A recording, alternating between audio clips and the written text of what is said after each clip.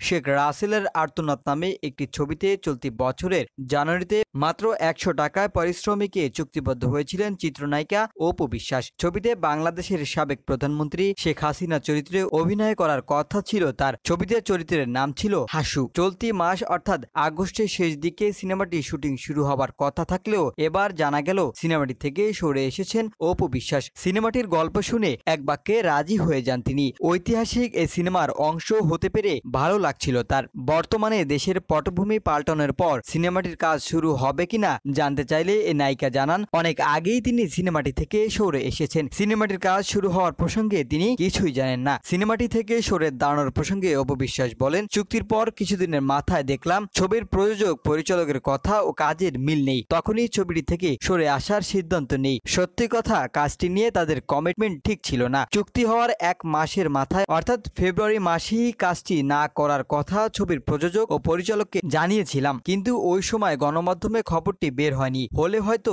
আরো আগেই আপনারা জানতে পারতেন। বঙ্গবন্ধু পরিবারের সর্বকনিষ্ঠ সদস্য রাসেলের জীবনে নিয়ে নির্মিত এই সিনেমার ভবিষ্যৎ এখন অনেকটাই অনিশ্চিত বলা যায়।